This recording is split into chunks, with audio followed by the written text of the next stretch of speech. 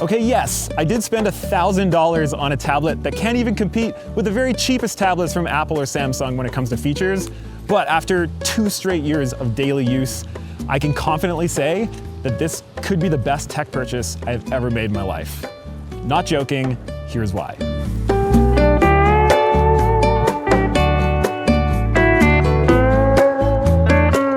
Looking back a couple of years ago, I was majorly struggling with a few things that I'm sure you could probably relate to. I was having trouble focusing on tasks, and I had all of these to-do lists and reminders and ideas just floating around in my head at all times. And despite trying and buying pretty much every app out there for lists and writing and organization, nothing clicked. And that includes pen and paper too. Like, I personally much prefer the feel of pen on paper, but between being an organizational nightmare and not being able to bring my pads and papers with me everywhere I go, that didn't work either. And all of that led me to buying the reMarkable 2 paper tablet.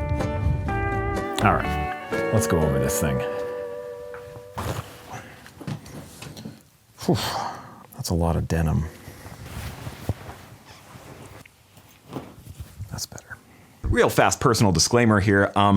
I have a problem when it comes to videos like this. Whenever I try and film something, I try and make it look really good. I want everything to look nice. And that includes like putting this out in HDR. Like if you have an HDR monitor, you're watching it in HDR, which is pretty cool, I think. But when it comes to doing a video about a product that I happen to really like, it can definitely seem like an ad. But this video is 100% not that. I've never been in communication with reMarkable before. I bought this thing with my own money nearly 2 years ago now. Not sponsored.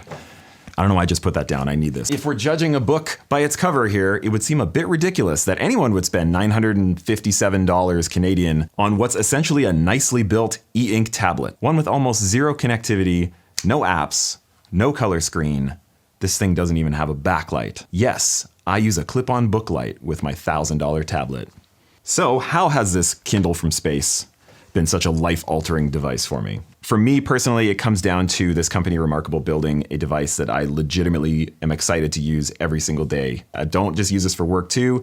I bring it with me on holidays. Everything having to do with writing and reading, I want to do on this tablet because we'll go over more of that in a second. That mixed with a special blend of like a distraction-free environment, which is big for me. And maybe most importantly, it forces my brain to slow down to the speed of my hand. Now, obviously, yes, paper and pen can do those things as well. But that tablet gives you like, I find just the right amount of digital conveniences to make it fit really well within the daily routine of someone like myself, like running a couple of YouTube channels and brain is like, blah, all the time.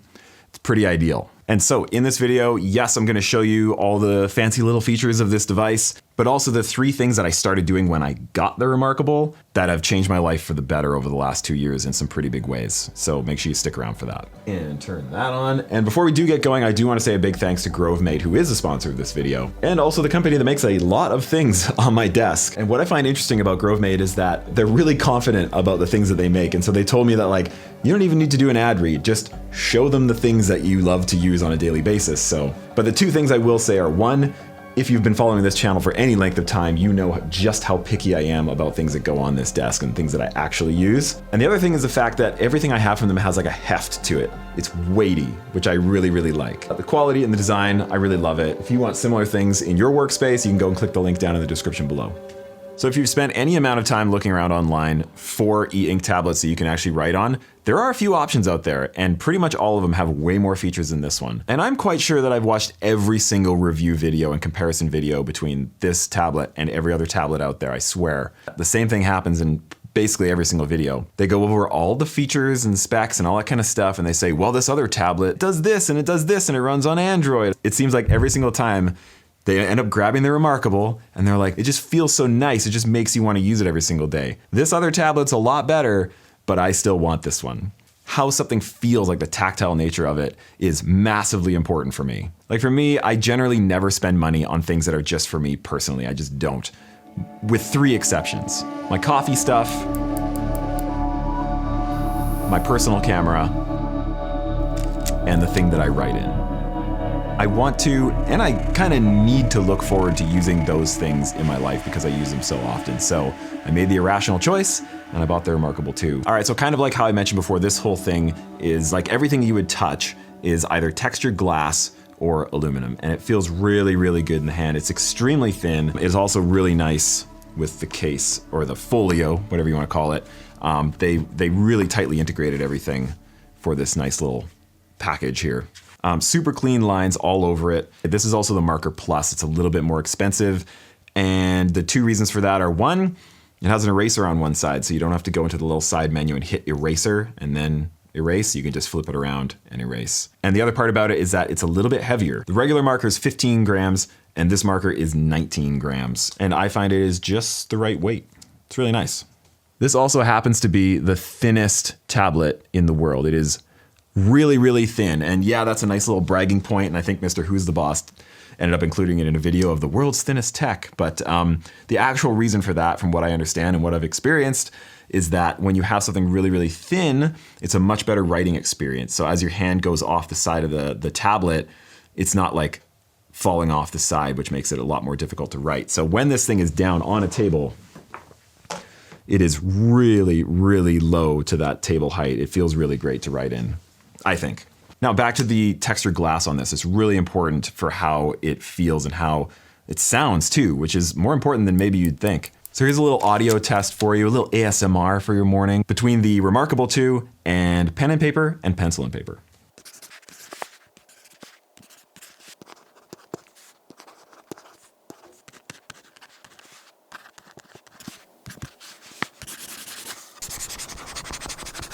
It plugs in with USB-C on the bottom, and on the top there is a little power button, and that's it. Those are the only inputs on this device other than with the marker. So most of the navigational things can be done both with either the marker or with your hands. Apparently it took 6 years of development to come up with the screen for this thing, and 2 years later, everything's still working. There's no glitches, there's no nothing like that. They say there's 2 weeks worth of battery life on this, and if you're using it sparingly, maybe. I use it every day, so I get about a week out of it, which honestly is perfectly fine with me. Like I'm never like, what do they call that? I don't have any sort of battery anxiety with this thing. There are some features with this that if you were to buy it today, you would have to pay a monthly fee. But to be honest, like as far as just using this as a writing instrument day after day, I honestly don't really think I use any of the stuff that I would be paying for. So, but speaking of which, the one thing that I do use, and one of those digital powers that this thing kind of gives you over paper and pen, is that like when I'm writing all of my scripts, like for this video right here, lots of times, especially when I'm filming for my other channel, which is based around mountain biking, we're often out in the woods and I'm not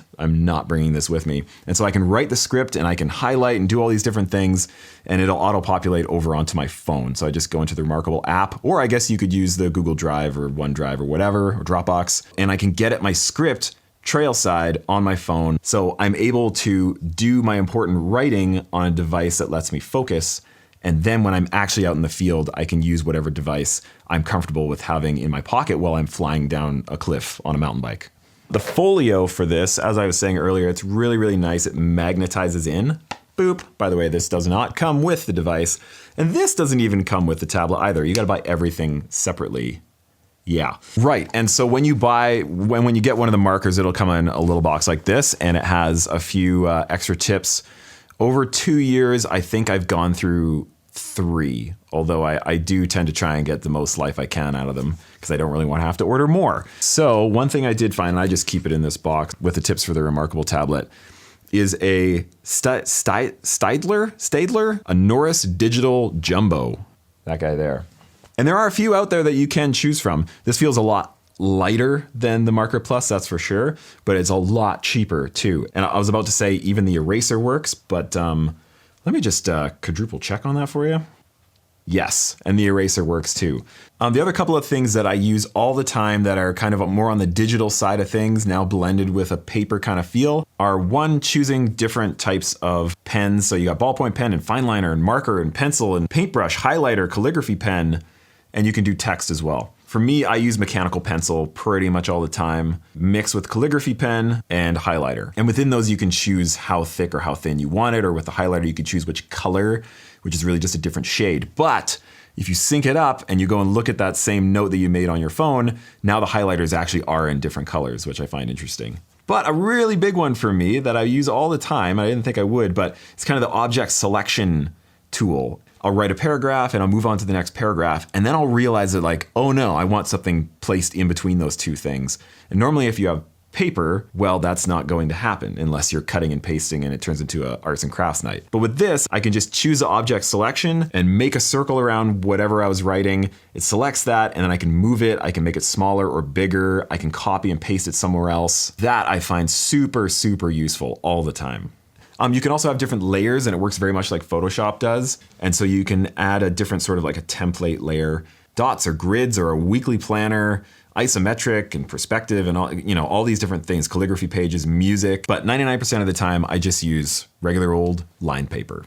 Okay, so let me show you how I use this thing day to day and how I organize my life and make this thing really worth it. All right, so here we are. This is the main sort of base menu system for the whole thing. And I'll quickly cover this and we'll dig into the really good stuff. So as you can see, there's not a lot going on here. And this is probably the most organized thing that I've owned and like consistently organized. So you've got some like base file structure here, like nothing crazy. You've got like dailies and that's where all the real juicy stuff is. And we'll dig into that in a second. Lone Ranger, which is our other channel. It's kind of our main full-time channel. And Run the Joules, which is one you're watching right now, books and articles. And so like if you go into Lone Ranger, I've got scripts and video planning, other things that I want to write about and video ideas, that kind of stuff. And if you go and click on articles, this is one really cool thing that I like a lot about the reMarkable is that, when you want to read an article, especially longer articles, and you go to the website and there's just endless pop-ups and like ads absolutely everywhere. Well, there's like a Chrome browser extension for the reMarkable that lets you shoot that article over to this and it knows what's the actual article and it knows what are ads. And so it only sends the actual text from the article. Here, I'll show you. And I'm just going to hit a little button on my browser. It says read on reMarkable. And it is shooting on over to this. Boom. There it is. And then so now what I do is I'll go and move it over to articles because that's where I like to keep them. And there we go. It is such a nice reading experience. Like I honestly think this is a nicer reading experience than paper. Oh, this is a little ominous. But anyways, here you go. It looks great. And there's no ads. So nice. Books are a little tricky because you can't hook it up to your library. Like if I could just hook up like regular ebooks to this, I think that would be amazing. And that's probably the thing that I dislike the most about this tablet is that you can't hook it up to like Libby or whatever you use for your library books. Okay, then over here, we've got Quick Sheets and Notebook 2. Notebook 2 is honestly, I don't even know what that is. It's just random stuff that I was writing. And honestly, Quick Sheets, that's just the same exact thing. This is just like things that I'll just like mess around with. And there you go. You can like do a little fast scroll through here and you can see it's all just like whatever, just stuff that I felt like doing. You know what I mean? Oh, this is an important one. I was really annoying my kid one day and he says, Dad, you know what? I am really annoyed. And I had this on me and I said, annoyed? I'll show you annoyed. So once you click through into dailies, this is how I have it set up. And this is what's been really, really helpful for me over the last couple of years. There are two things that I try and do very consistently. One is morning pages and the other is story of the day. And I'm not going to click into morning pages or even story of the day because that's all pretty personal stuff. But basically for somebody like myself whose brain is just always running like top speed all the time, not saying I'm smart, it's just my brain won't slow down. Morning pages is something I do. I try and wake up at 5 every morning. And as soon as I do, I go and sit down and I write my morning pages, which is one full page of stream of consciousness writing. Whatever my brain is thinking at the time, I have to write it. And what I find so helpful and useful about that is that normally when your brain fires up for the day, it's really going. Like it's thinking about all these different things and it can be stressful. But when you're writing morning pages, each one of those thought processes, and you try to not make it specifically about anything, like that thought pops into your head and you write it out, whatever it is, and it takes a little while to actually write those words out. And I find that because my brain has to wait for my hand to finish writing, oftentimes my mindset about that thought, whether it was a stressful thing or whatever, shifts a little bit and I can view it from a different perspective. And when you do morning pages, you try to not stop writing. You just go. Whatever your brain is thinking about, you just write it down. My only rules are, it's like you can't be negative towards yourself in morning pages. And when you're talking about things that you'd like to do, I don't say, I should do this. I say, I will do this. And it's like those little tiny differences that I find solidify things in my mind a lot better. I don't know. This is something that happens to have helped me. Maybe it can help you too. But it is such a nice way to start the day. It just calms you right down. Your brain gets to get everything out in a much more helpful way. And story of the day is something that I've really come to appreciate over the last couple of years. And I got it from a guy named Matthew Dix, and he's written a really great book called Storyworthy. And what he does is that every single day, at the end of the day, he'll sit and write down sort of the big story that happened that day. It could be actually something quite small, but it's something that he would like to remember going forward. It's usually like 1 to 2 sentences kind of thing, like you're not writing paragraphs. He calls it homework for life. I didn't love that because I hate homework, so I call it story of the day. And it's so cool to look back at all these little moments that happened. And when you read that 1 to 2 sentences about what that main story was from the day, or that big thing that happened, or a little thing that happened, it just brings you right back there. July 4th. 2021. Today, I realized that my mom may have been lured into a pyramid scheme. September 14th. It got pretty 16th century in my mouth today, and not in a good way. I had to get a tooth pulled, and it did not go well. January 26, 2022. Today, I narrowly avoided running over 2 miniature horses. Not baby normal horses, full-grown miniature horses. Okay, planning. Now, this is not something I'm perfect at, but this system that I've kind of devised and pieced together from lots of other people's systems has worked pretty good for me. So one of the things that I find really helpful is a running to-do list. It's a never-ending to-do list, and anytime you think of something that you have to do, you can see how long this is, you just write it right down at the bottom there. So you can just get it off your mind and onto paper. And through that running to-do list, I put together a weekly planner. Now, this is actually a really bad example of this. This is not...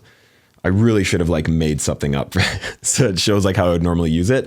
This is not how I would normally use my weekly planner. But anyways, usually I take that to-do list and I spread it out throughout the week. This one I clearly just used for a Thursday, and I used the next day's spot to just kind of dig into exactly what I have to do on that one day, which works fine too. And that's kind of the nice part about this, is that you can use it however works best for you. So I've got my running to-do list, I've got my weekly planner, and then I've got my daily planner. And so again, this is something that this is going to go into horizontal mode here. This is something that I've really found quite helpful, is that you've gone from your running to-do list, and over and above that, you have your general life goals and things like that. But you have your running to-do list, your weekly schedule, and then that breaks down into your daily schedule. And so for me here, I've got today's tasks over there, a little gratitude thing over in the top right corner, what are you thankful for this morning? And then you come back to this later on in the day. What were you thankful for in the evening? Just little things like that I find keeps perspective. We got habits. This one isn't fully filled out. Actually, I was just doing this the other day, and it's not a great example. Probably should have put more time into my examples. I've got today's tasks, and then I've got the minute by minute almost schedule on this side here. And the laser and energize thing, these are, again, little bits that I've grabbed from other people's setups. Laser is just how focused do you feel that you were that day? And also, how much energy did you feel that you had that day? And lots of times those correspond with each other. And at the end of the day, you can go, today I learned this. And usually it's something sarcastic because I don't take anything seriously. And then tomorrow whatever I need to definitely focus on more tomorrow, I can write that there, and it just kind of helps align things for the next day. One of the biggest things that I find super, super helpful about this setup is today's highlight. Out of all the things that you have to do in the day, which is a lot of things, today's highlight is the one thing out of all of them, no matter what else happens in that day, you need to get that one thing done. And so today's highlight of that day, it was 2 days ago, was complete the edit. And I completed that edit. So I was pretty happy about that. But that could be anything. It could be finish your emails. It could be work out that day. One thing that you really need to get done, and you maybe need a little bit more motivation and to help kind of clear a path to getting that one big thing done that day. Today's highlight, it feels great to check that off. There you go.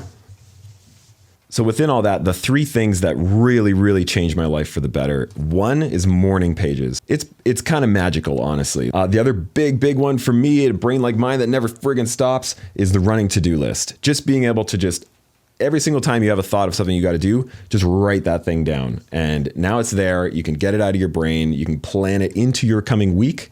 And having a daily planner set up like this is the 3rd daily practice that I find just really, really changed things for the better for me.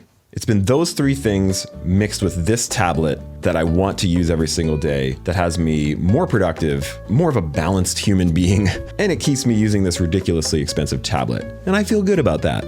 So that is the nearly $1,000 tablet that does almost nothing, yet I pretty much can't live without at this point. A huge thanks to Grovemade for sponsoring the video, so make sure you go check out their link in the description, and we will see you on the next one.